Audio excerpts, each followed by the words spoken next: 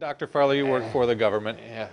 What, in your opinion, um, can our health freedom be turned around when it comes to the pharmaceutical industry and the FDA and the American Medical Association, and your knowledge of how some of those things work?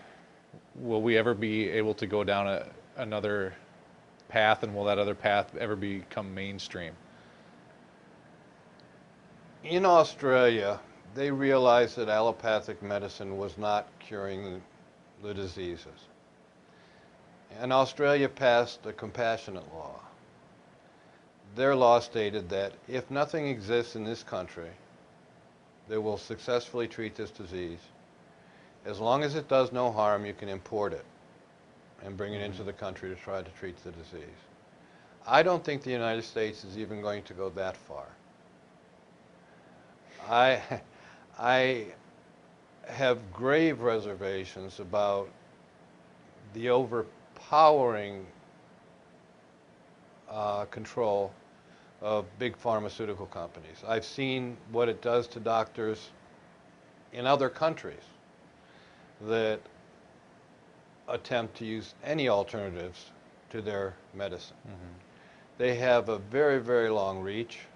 They have a very, very long memory.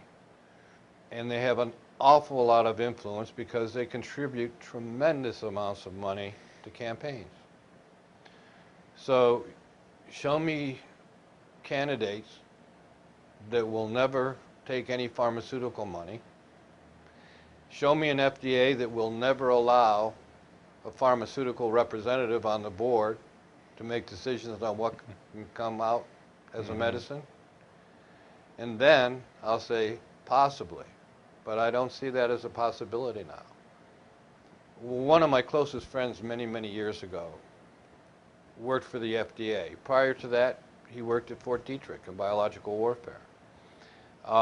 When Fort Detrick signed off and the treaties were signed, no more biological warfare, he went to work for the FDA.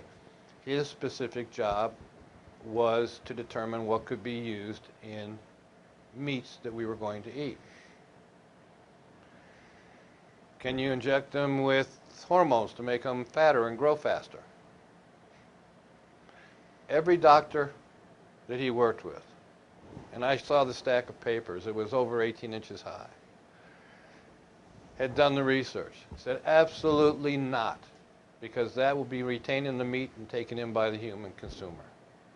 It was overruled. Can we use GMO foods?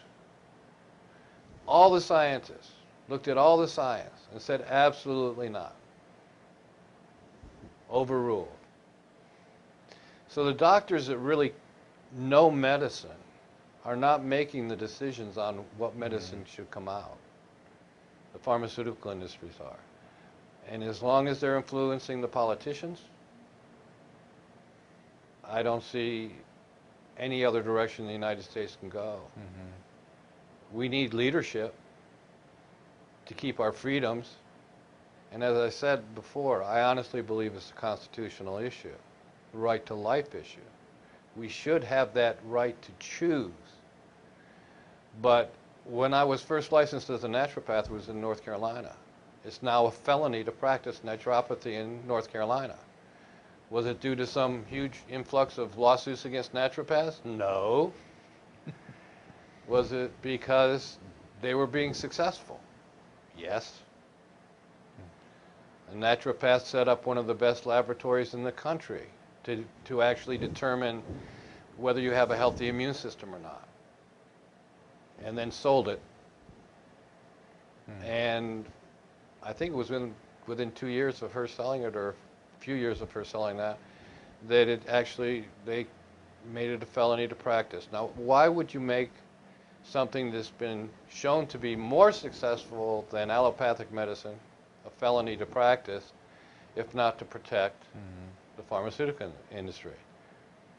And superiority, back in 1918, in the flu pandemic, they had several naturopathic colleges and hospitals, and they had several allopathic colleges and hospitals. The mortality rate during that flu pandemic in 1918 in allopathic hospitals was 26.7%. More than 1 out of every 4 of those people died from the flu. The mortality rate for the naturopathic hospitals was 1%.